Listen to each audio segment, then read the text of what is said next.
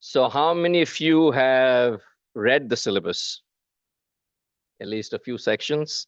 So I'll go over some of the major talking points. So this is what you would see when you first log in from a desktop or a laptop, not on a mobile device. It is mobile accessible, so you can use it on a mobile device. But this front page, like I said, the student end, it will show up. It doesn't show up the instructor end. Let me go straight to the syllabus, okay? Now, my Canvas website is set up a little differently from what you may be used to, so you might want to spend some time with it. But everything that you need is on the front page. Let's start quickly here. Communication office hours. Email is the best way to get in touch with me, hr@calpoly.edu. My schedule is at the bottom of the page right here. I'm here pretty much every day from 8 to 5, like a corporate job. Okay, so I'm always here. Teaching times are listed on there. My schedule is also listed on there. Location is also listed on there. So if you have a question anytime, you can even come during lab times. Like if you have a question, you want to get a quick answer to it. If I'm teaching a lab, sometimes there are a few minutes here and there moving between lab benches that I can talk to students. So if you have a question, quick question that you need to get answered, you can also come during lab times. That is fine with me. Okay. But again, email is the best way to get in touch with me. Office hours are listed here, Monday and Friday between 2 and 4, but I'm happy to meet students anytime they want. As long as I'm in the office and I'm not doing anything else, in the sense that I'm not meeting in a meeting or meeting with other professors or either students, I'm happy to see other students and answer their questions, okay? So the official student hours, meaning student meeting hours, are listed on there Monday and Friday, but the sections that you see in olive green, I'm also available and on campus, okay? Just that my availability in the office is not guaranteed. I may be somewhere else, I might be in a meeting, I might be meeting with somebody else, I might be in a different lab. So just email me, contact me before arriving to the office, or if you're already in the building, my office is in building 20, which is the EE department. And so not the EE department office building, but the EE department main building, opposite the SPL. So again, if you're in the building, just knock on the door.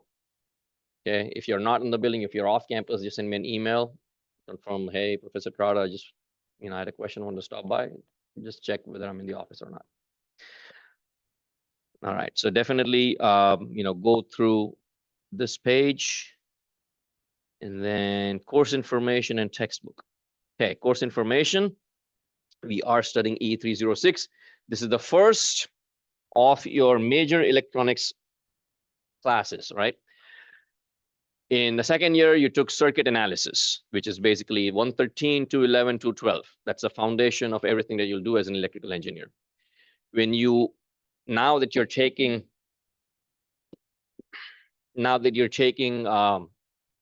junior level classes, 306, 307, 308 is the foundation of all electronic devices that you will come. So those 200 level classes and these 300 level classes form the bulk of your foundation for everything as an electrical engineer. Okay, so just as 113 was important to everything that followed, 306 is very important to everything that's going to come. The 306 will lead directly into 307 and into 308. And I will talk a bit more about that when we get to chapter 1. And then after that, you'll put together everything in 409, which is electronic design, which is the class you'll take next year. Okay, so again, 306 is the most important foundation for 307, 308, and the rest, 409 and so forth. Major topics we'll cover is we'll look at a little bit of semiconductor physics. You may be familiar with a little bit of that from your previous classes, but we'll go a little bit more in depth into this topic in chapter 2. And then we'll learn about semiconductor devices, namely diodes and transistors. And in transistors, we'll look at BJTs, bipolar junction transistors, and FETs, field effect transistors. Okay. And then, as I was saying, continuing from the previous topic, 307 will take these circuits, the devices that you will study in 306, and you will analyze digital circuits based on these devices in 307. And then you'll take the same devices and create analog circuits and study them in 308. Course goals are listed here. A student will be able to model electronic devices and understand how terminal characteristics work and depend on the underlying scientific principles. First day of class is today, Monday. Last day is Friday, March 14th. The course is structured with UDL principles. UDL stands for Universal Design for Learning. If you're not familiar with that, simply stated, UDL means applying a wide range of technologies and tools to benefit a wide range of learning styles. And so one of the things I do is, as you see here, I have this classroom computer. I have my own writing tablet that's here, and then you have the projector screen in the class. I log on to Zoom and share this screen. So this screen on the writing tablet is duplicated on the projector. Everything I see here, you are seeing on screen over there. And this screen is shared on Zoom. Okay, nothing else is shared on Zoom, only the screen is shared on Zoom. So it is possible to take the class online. Now, if you're feeling too tired, if you stayed up all night doing homework or for any other reason whatsoever, and you don't want to attend class in person and you don't want to attend live online, I also record the shared screen and then I post the videos on YouTube. If you have looked at the website, there's a link, direct link to the playlist. And so you can watch the recorded videos at your own time whenever you want. Okay, so you can take this class live in person, live online, or you can take it offline. Either ways. If you don't want to do any of those three, that is also fine. As long as the work is done, that's all that matters. As long as you're learning, that's fine. I don't take attendance. You're all adults. Okay. I'm not taking an attendance here. I'm not forcing anyone to attend. Hence my joke from earlier saying that this may be the last time I might see you in person until the day of the final exam. Okay. You can do all the assignments. You can take all the lectures online. You don't have to be in person. The final exam, there is no online option. You must take it in person in this classroom. Okay. There is no other option. All right. Any questions so far? Okay. So basically everything that's marked in bold and green, that's what it's talking about. All of my material is already available on the Canvas website. You can download the PDF files. Also, you can, and I strongly recommend this, is I deliver lectures using Microsoft's OneNote. It has a class notebook feature where basically any annotations that I type or write on this notebook is automatically available to you at the student's end in real time. It syncs in real time. So students are free to pay attention to the lecture, pay attention to the talk, and not be forced to take notes all the time. Having said that, I always encourage students to take notes, but let's say you're running behind a little bit, there's always a lag, between the instructor who's talking and you're trying to take down notes. Instructor has moved on to the next slide. No worries, you still have my annotations available to you. So I would strongly recommend everyone sign up for the class notebook. Okay. And let's see. Textbook. This is always a big deal. So there is a Cal Poly Custom Edition. It's basically comprised of two different books. Okay. Electronic Circuit Design by Richard Yeager and Analog Circuit Design by Sergio Franco. Professor Yeager, I believe he's retired now, but he was at Auburn University. And Franco, I believe, also has retired, but he was at San Jose State, just a few miles up north, about a couple of hours north in San Jose State. Excellent books, both of them. Okay. So many years, even before I arrived, the department committee selected few chapters from Yeager and few chapters from Franco and created the textbook for 306. And then the other remaining 3 chapters from Franco is going to be 308. 307 is a completely different book. Okay. Now, my class, I like to use, as I said, I structured UDL principles. It would be impossible to do so with the existing tools that I have. Okay, so I always like to use the publisher's online homework system. Now, the Cal Poly bookstore, the packages with a physical book and an online access code runs in excess of like $120 or $130. What I did was I worked with the publisher to get a low cost option, and it's for $49.99 available, not available, it's through Poly Access. So this is a requirement for my class. Okay. Now I understand spending more money on top of everything is always, it's not a big, I don't like to, if I had another free solution, I would use that, but I haven't found a good one yet. Okay. So there is a mandatory purchase that is required. If you do have issues or concerns, or if you wish to drop out of the class, that is fine with me. I won't be offended at all. There is space in the other section with Professor Gamari.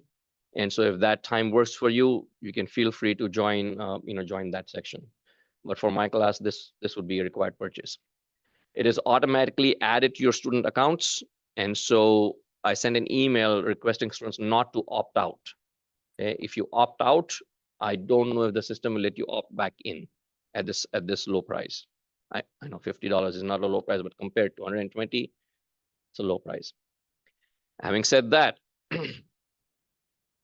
I use that system for homework assignments and for quizzes. And combined, it forms up to 40% of your grade. Okay, so it's a big chunk of your grade.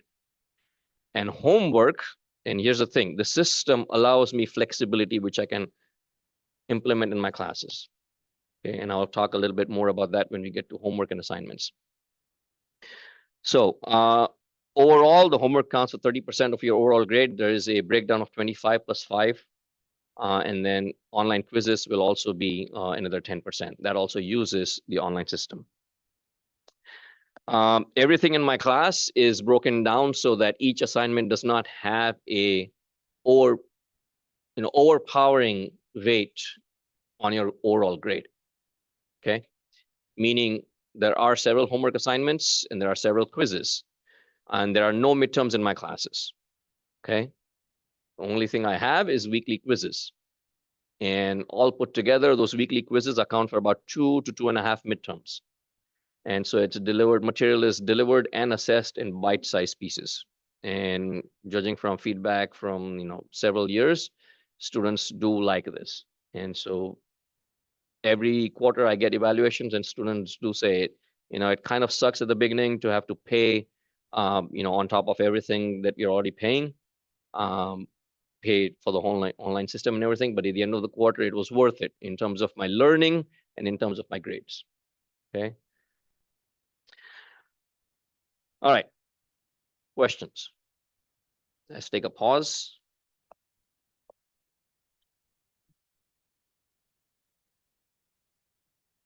Yes. Yes. So question being asked is about proctored quizzes versus non-proctored. And so there's both kinds, and I will get to that when we get to the assignments. Yeah. Yes. So it's automatically added to your student accounts. So if you check your student accounts, it should already be there.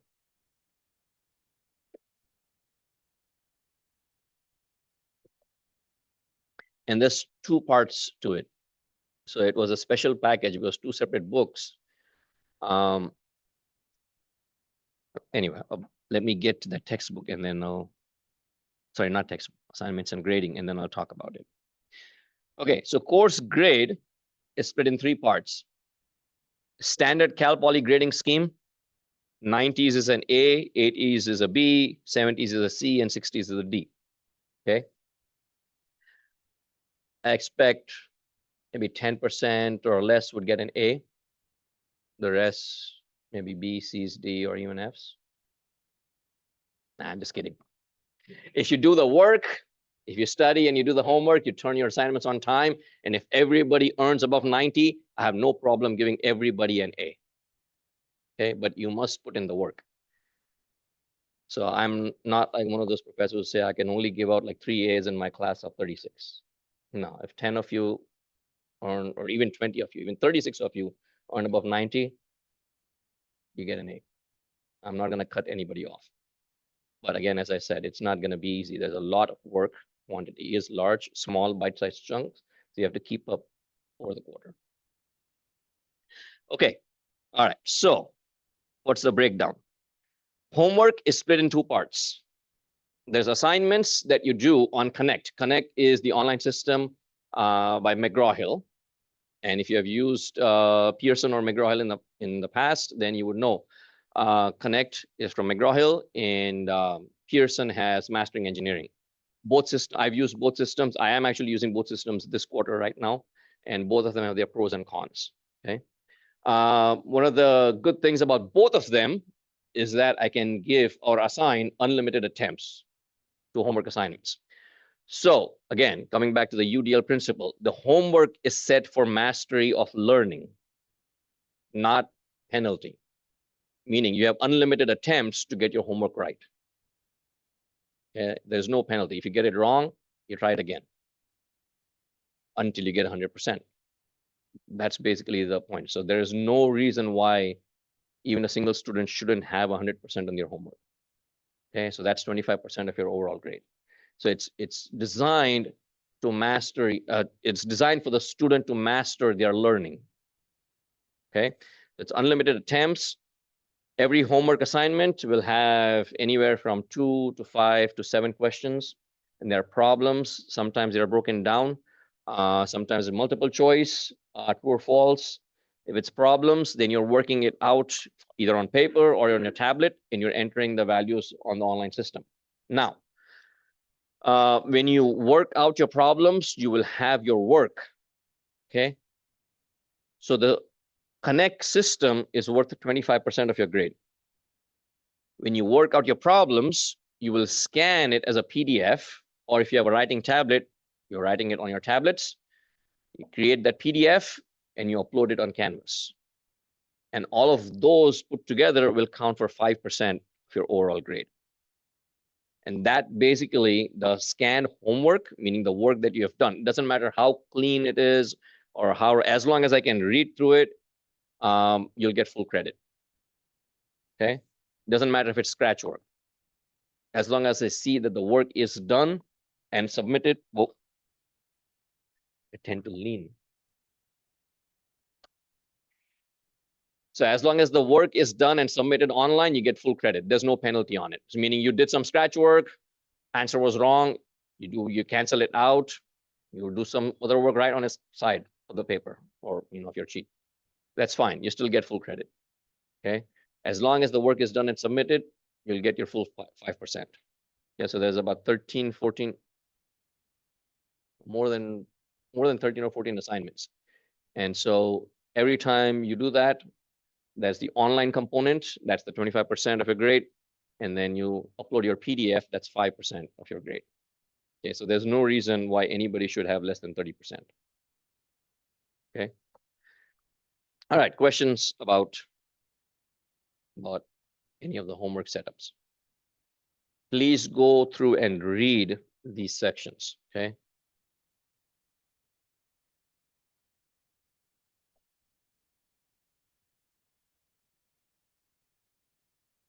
All right. Okay. So each one of those links will talk in detail about what you need to do for the homework, online homework, and the homework scan submission. Okay. Quizzes are quizzes comprise 45% of your overall grade. So there we have about 10 weeks. Typically, I try to get through anywhere between 7 and 9 quizzes. 8 is kind of the sweet spot. And then time permitting, I might do 9 quizzes. So, 10 weeks, last week is like finals. And so about 9. So anywhere between 7 to 9. Okay. 2 parts, proctored and non-proctored. Proctored quizzes are on every single Monday, live. You can take those in person or you can take it online. If you're taking it online, there are some rules. You need to log on to Zoom. Your cameras need to be on. If I don't see a student on Zoom with their cameras on, their submission will not be graded. Okay. Zoom keeps a log. Okay. And I can see obviously at my end. Other times, if you're attending online, you don't need to have cameras on, but On quiz days, just for those 15, 20, 25 minutes, your cameras must be on, just proctoring. Everything in this class is open book, open notes, open internet. Feel free to bring your laptops, devices, whatever you want, okay? Depending on how much space we have on the desks. But it's open internet. You can be online in your bed taking the quiz, that's fine. No asking anyone for help. That's a given. I mean, asking somebody for help is you're cheating yourself of your own education, for your own learning.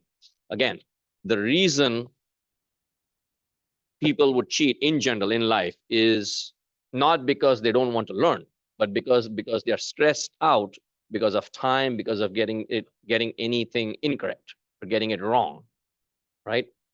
Not just as a student, but in life too. So in this case, in this class, I structure everything such that all the resources are available to you. Okay, you just have to know how to use those resources. So again, open book, open notes, open internet, whatever you want. Show me your best work. So that's the Monday quizzes. Basically, I will have some questions that will open up during the quiz time. It's always at the first thing of class. So it's Monday morning at 11:10 a.m. And quizzes could be typically between 15 and 25 minutes long. And then we'll have a lecture following that quiz.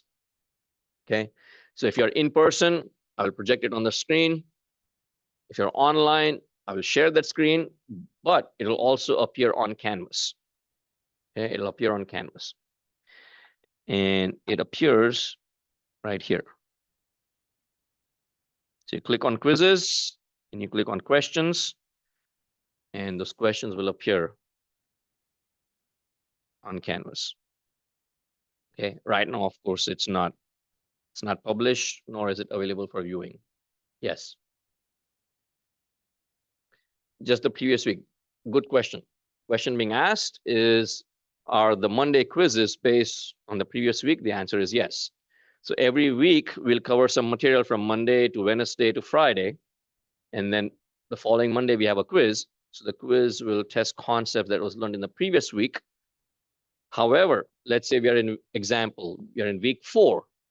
We'll test the material from week 3, but concepts from week 1 and 2 would naturally be required to solve for something in weeks 4, 5, 6 going forward. It will not be explicitly or separately tested the previous weeks, but the concepts, of course, would be required, right? Which is a given for any kind of. Other questions? Okay, so those are proctored live every Monday, and then there are non-proctored quizzes, and those are every Friday. Now, non-proctored would be similar. It uses the online homework system, so it's kind of similar to the homework, but the key differences are there is a time limit, and you only have one attempt. Okay, so excuse me. So it's Friday. It opens up Friday 8 o'clock all the way up to midnight, right? So you have about 16 hours to get it done. So you could open up the quiz at, let's say, 10 o'clock at night. It's a 20-minute quiz, runs up to 10 to 10:20. Okay. Open book, open notes, open internet, whatever you want. You're sitting wherever you want to sit, and you're taking the quiz. Okay. But again, it's not proctored, similar to the homework assignments, but only one attempt and time limit. Okay. So please go through this page also. And that's worth up to 10% of your overall grade. Okay. So homework and quizzes form a big chunk of your overall grade. And the final exam is what, 25%. So it's not low enough that it's not a big factor, and it's not large enough that if you mess up the final exam, it messes up your entire grade. Okay. And the final exam page is already available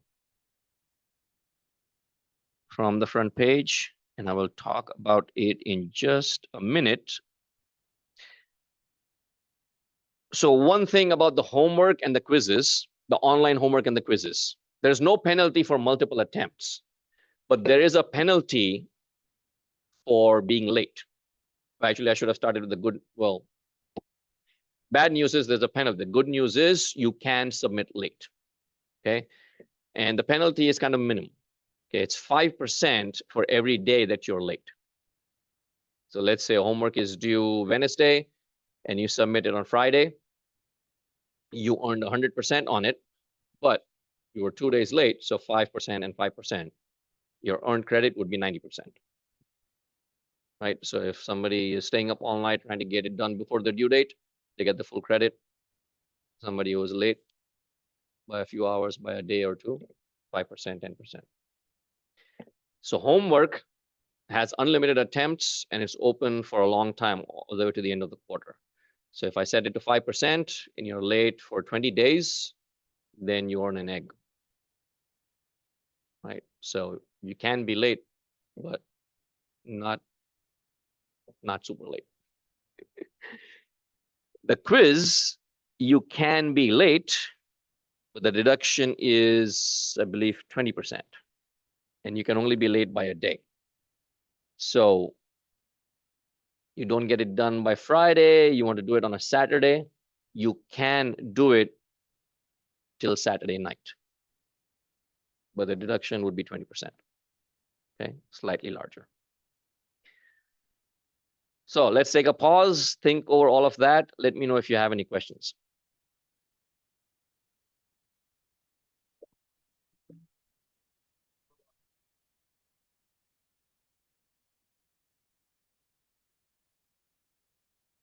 That is correct. The question being asked is about Friday extended due dates for Friday for non-proctored versus proctored quizzes. So yeah, proctored quizzes on Monday, no extensions. It's basically class time, it's live, and so can't be, there's no extension for those. But for Friday quizzes, yeah, there is an extension. But Monday quizzes, all of the rules apply. Attendance, obviously, I don't take attendance, but on quiz days, attendance would be mandatory, at least for those 20 minutes of the quiz time. Okay? Yes. Good question. So reading the textbook, I have extra credit available to students for reading the textbook. And there are some questions that are automatically generated by the system. I don't set those. The system automatically generates those questions based on the textbook readings. And the textbook readings are already on there in the assignments. So if you go to the assignments list, and we see here, it's probably looks a little different at my end than a student's end. The student end, typically you would have arranged it by date, right? Like this. I would tell you that that's good. You want to know which assignments are coming up, but you also want to do it by type. Okay. You do it by type. You have the Connect homework. That's the online homework. There are 14 assignments.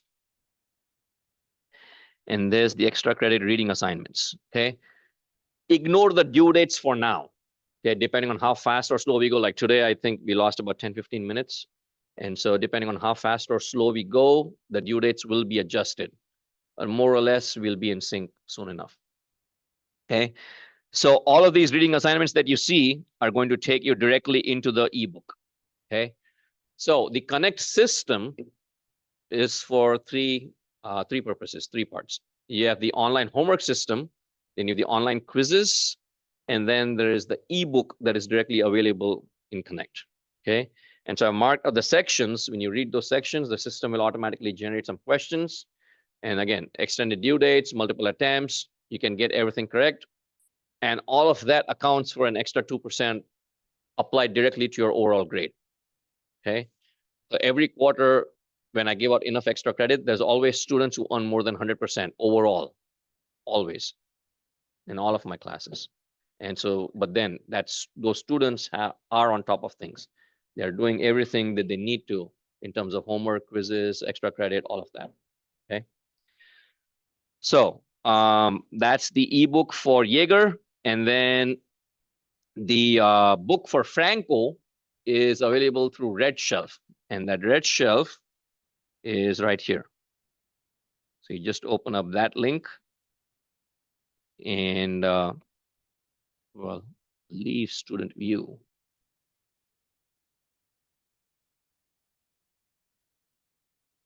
And it'll take you directly to that Franco book. Now, what I've been told when I negotiated this package from McGraw-Hill was that the 306, the Jaeger textbook, will have access for 180 days. Okay, 180 days. So for 6 months. So next quarter, when you take 307, even though Jaeger is not the book for 307, it still has chapters on digital law, digital circuits. Okay. So you can still use it as a reference, as a learning tool. And then Franco, I've been told, is open for about, I don't know, 1,000 or 2,000 days. And so when you get to 308, Franco is the text for 308. You already have this book. Okay. So you bookmark Red Shelf and you'll have access to this textbook. All right, let's move on. So that was that. Final exam. Final exam is mandatory. It's not optional. It is part of your overall grade and will not be dropped. I do not drop any assignments. Okay, if you miss a quiz for any reason whatsoever, you get in touch with me as soon as possible.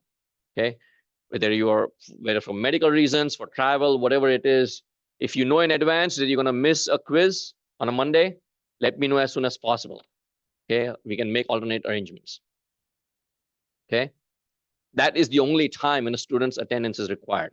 Again, you can still be online. You could be the other side of the world and you can still take the quiz online. I've had that situation happen before. Okay, students traveling to Europe, to Asia, and they have taken online quizzes during class time. So again, if you're traveling, it's a different time zone, medical reasons, you're feeling crappy the day you wake up. If you're sick, don't come in. Just take it online. You do not need my permission, okay, to change your modality. You could be here in class. Next week, if you like, you just want to be online, you don't have to email me. It's just set in there, just do it, okay? You don't need to check permission from me. You're adults, you decide what works best for you, okay? If you need to walk out of the classroom, the door is always open. Walk in, walk out anytime you want. You want to go to the restroom, you want to just stretch your legs for a little bit, that's fine, doesn't offend me. You want to eat, you want to drink, that's absolutely fine.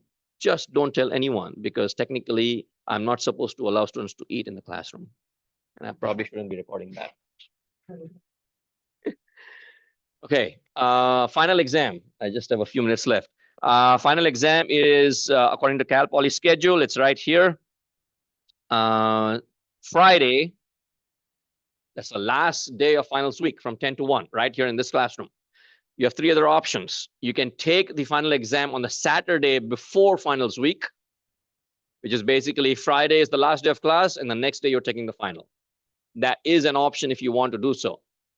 Usually about 25 to 30% of my students do take the option. They want to get the exams done early, so that is an option if you want to do so, okay? For that option, or for the other alternative final, I'm teaching 2 other classes right after this one, and so those times are listed right here. Mondays from 10 to 1 and Wednesday from 1 to 4. Those 2 classes are in this classroom. So the final exams are also in this classroom. Now, if some of those students decide to take the exam on a Saturday, then their seats will become available. So if some students from this class want to take the exam on either a Wednesday or Monday or Wednesday, you can do so. You have an option of doing so. And you can enter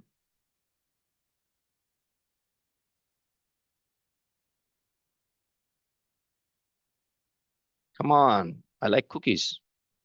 I'm not going to sign in. The form should have been available. It's just for viewing, so it should automatically be available. It's a simple form. Just on Google Forms, you just enter and actually, you know what? Let me you as a student. Nope, still, I need to check that. It's a simple form stating that you are enrolled in this particular section and you'd like to take the exam on either a Saturday or the alternative times. That's it. If you're taking it on a Saturday, you don't need to provide an explanation. And you do not need to submit this form if you're taking it at the regular time. You only submit that form if you wish to take it as an alternate time. Okay. So again, please read through the page. I will try and fix the form later today after I'm done with all my classes. If there's still an issue after like 3 or 4 p.m., please send me an email and let me know. Okay. All right. Let's see what else. Attendance, participation. Oh, instructor evaluation. So let me talk about that a bit. So I'm assuming everybody is familiar with submitting instructor evaluations, right? Official end of the quarter evaluations. Like my goal, as always, is to always earn 5-point rating from everybody, 5-star. That's not always possible. Okay. Jokes aside, these are very important to us. Okay. These form part of our official employee file. Okay. Students may not know this, and all professors may not explain this, but these evaluations go into our official files. Everybody looks at them very seriously. Trust me. The instructor themselves look at it very seriously, and then our peer review committees, when they evaluate us, everybody is evaluated, by the way. All lecturers, all professors, everybody is evaluated. That's the shared governance model, right? And so my peers will evaluate me on the work that I'm doing.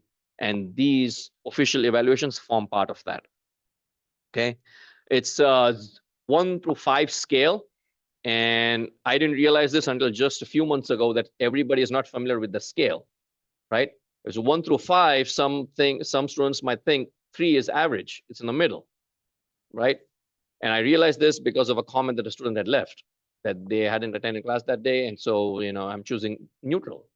And I was like, 3 is not neutral. 3 is actually far below average.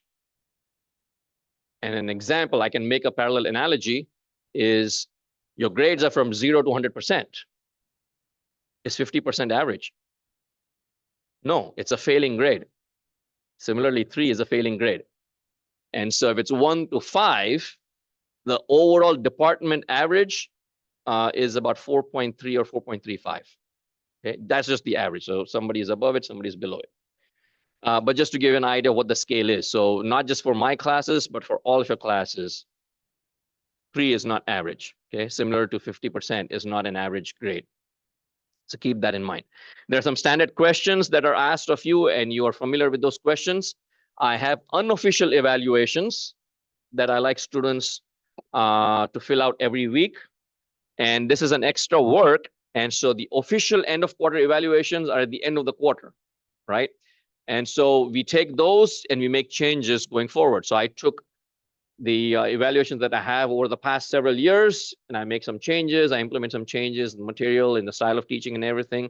And here we are today where you get the benefit. But I also do unofficial evaluations, which are Google Forms, and I provide extra credit in the amount of 3% applied directly to your overall grade.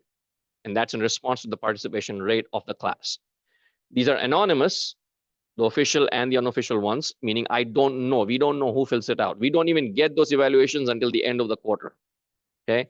So the evaluations that students filled out last fall, we didn't get it until like right before Christmas.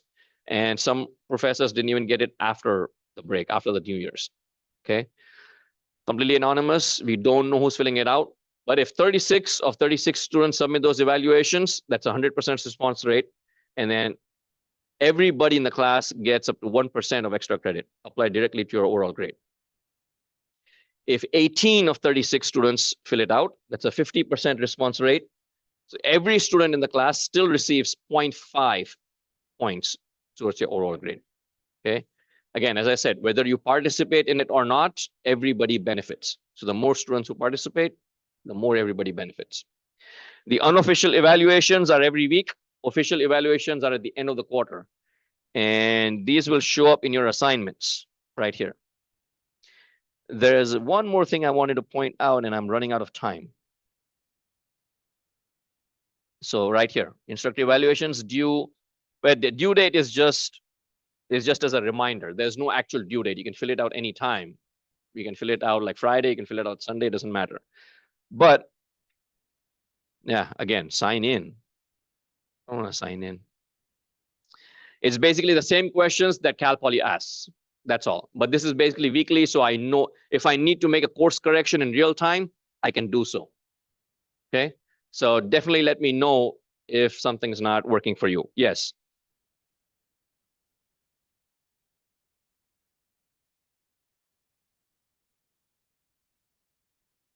No, the purchase is automatically added to your Cal Poly account. Okay, Cal Poly account, and then you have to access it directly through Canvas. If you have to leave, you can leave. There's one more thing I just wanted to point out is basically there's a discussion section I posted here so that you get to know all of your peers. You may know most of them, but if you don't, this is your chance to like post. I went first so that students can look at it and not feel messed about posting. And then you can read about me a bit from my time back when I was trying to be a punk. All right. So it was nice to meet all of you. I was hoping to get into the lecture a little bit, but we'll do so on Monday.